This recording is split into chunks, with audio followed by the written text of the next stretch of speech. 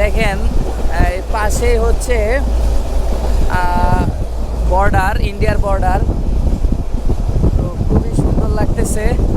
তো দৃশ্যটা আপনাদেরকে একটু দেখালাম, দেখেন দৃশ্যটা। আমরা আছি ইমামবাড়ি স্টেশনে। আসসালামু আলাইকুম বন্ধুরা, কেমন আছেন? আশা করি ভালো আছেন।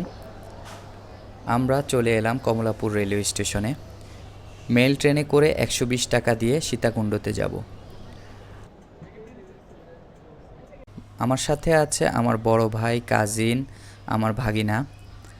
আমরা চারজন একসাথে ট্রেনে করে চট্টগ্রামে সীতাকুণ্ড ও তার আশেপাশে বিভিন্ন জায়গা ভ্রমণ করব। আমরা রাত 9টায় কমলাপুর রেলওয়ে স্টেশনে এসে পৌঁছাই।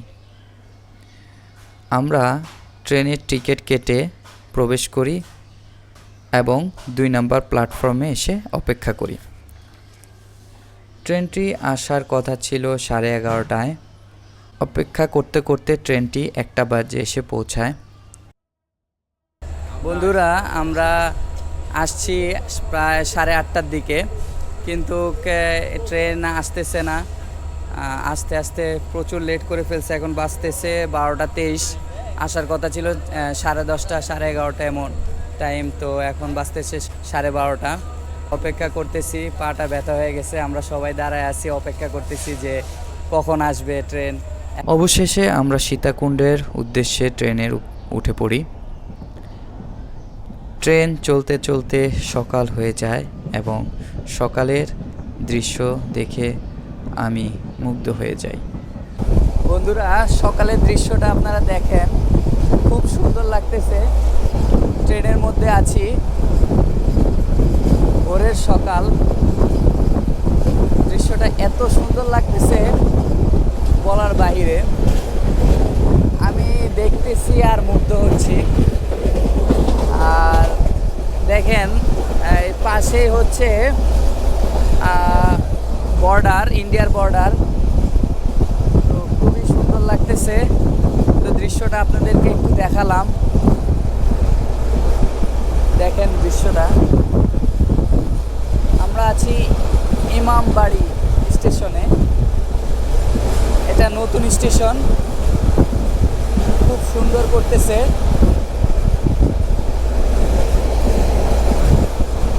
অসাধারণ ভিউ, অসাধারণ। মানে এটা না দেখলে বুঝতে পারবেন না।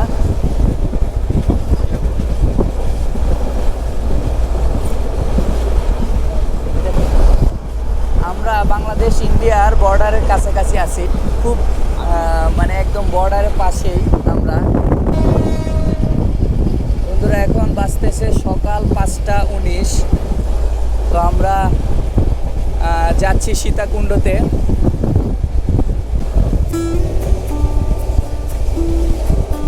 দেখেন ট্রেনের ভিউটা একটু দেখেন।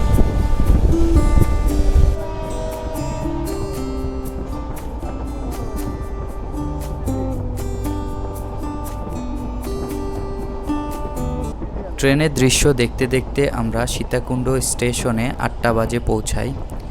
ট্রেন থেকে নেমে আমরা নাস্তা করি এবং নাস্তা শেষ করে আমরা রূপসী ঝর্ণাতে যাওয়ার জন্য 250 টাকা দিয়ে সিএনজি ভাড়া করি। সিএনজিতে করে আমরা বড় দারোগার হাট যাই এবং ওইখান থেকে হেঁটে আমরা রূপসী ঝর্ণার দিকে যাব। বন্ধুরা, আমরা চলে আসছি সীতাকুণ্ডতে। সীতাকুণ্ডতে এসে আমরা এখন যাচ্ছি রূপসী ঝর্ণার দিকে। রূপসী ঝর্ণাতে যাওয়ার জন্য 20 টাকা করে টিকিট নিল। আমরা আছি 4জন। এই যে আমাদের 4 জনের টিম, আমরা যাচ্ছি।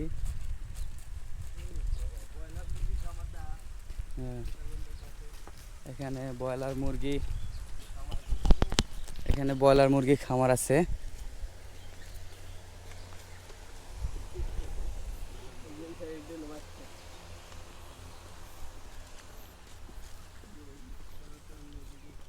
আমি এইখানে এই প্রথমবারের মতো এখানে এসেছি। তো যেই গরম পড়ছে, ঝর্ণার পানি থাকার কথা না, খুব কম থাকবে। পরিবেশটা খুব সুন্দর। এখানে সামনে যে পাহাড় দেখা যাচ্ছে।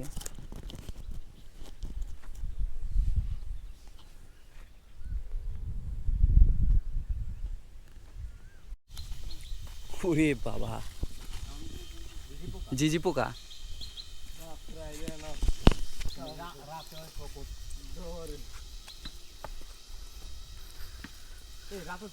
আমরা এখন পাহাড়ের দিকে উঠবো, আস্তে আস্তে পাহাড়ের দিকে উঠবো।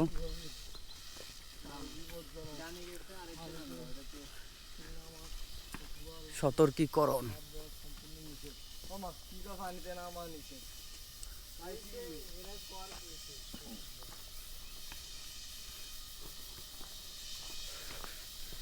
সরু পথ ধরে আমরা হাঁটতেছি।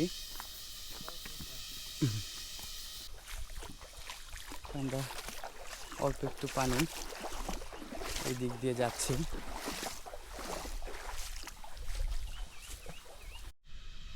বন্ধুরা, কি সুন্দর প্রজাপতি দেখেন, এত সুন্দর প্রজাপতি। ওয়াও, যারা না আসছে তারা বুঝতেই পারবেন না যে কি সুন্দর জায়গা। আমরা আস্তে আস্তে উঠতেছি রূপসী ঝর্ণার উপরে। বন্ধুরা, আমরা পাহাড়ের মধ্যে উঠতেছি। হ্যাঁ, সমস্যা নাই, উঠতে পারবো।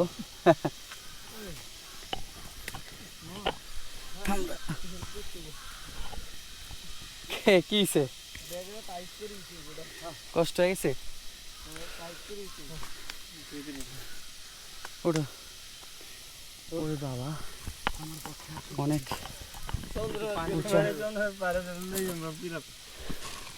কি আমার ভাইয়ার অনেক কষ্ট হয়ে গেছে আসতে। উঠতেছি।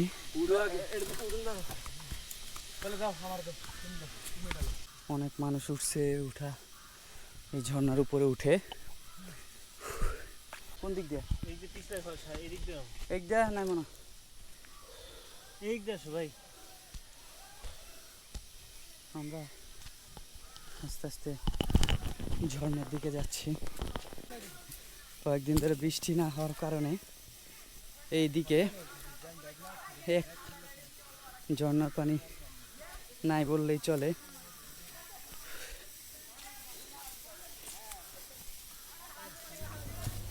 রূপসী ঝর্ণাতে পানি না থাকায় আমরা ছাগলকান্দা ঝর্ণার উদ্দেশ্যে রওনা দিই।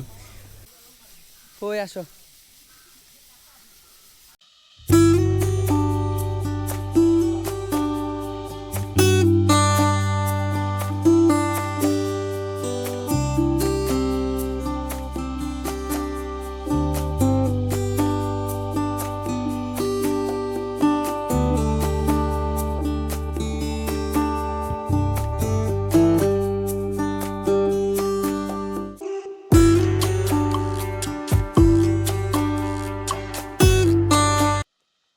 প্রায় 30 থেকে 40 মিনিট হাঁটার পর ছাগলকান্দা ঝর্ণাতে এসে পৌঁছাই। তো সবাই গোসল করতেছে, আমিও গোসল করব। সেখানে কয়েকজন ছোট্ট ভাইদের সাথে দেখা হলো, তারা ফেনী থেকে এসেছে।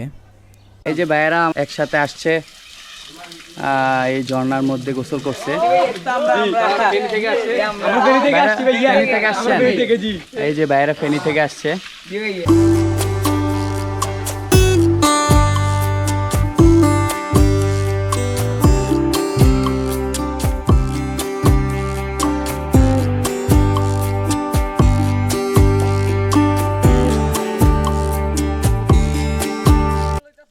আমরা এই অল্প ঝর্ণার পানিতে আমাদের শরীরটা ভিজিয়ে নেই এবং কিছুক্ষণ থেকে আমরা সেখান থেকে বেরিয়ে পড়ি।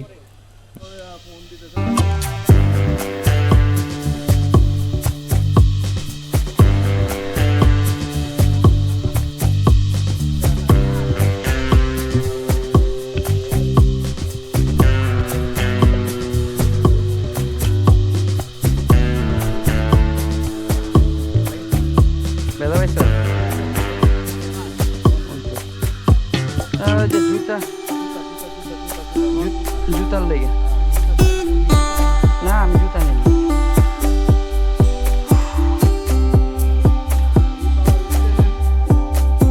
তত কষ্ট হয় নাই।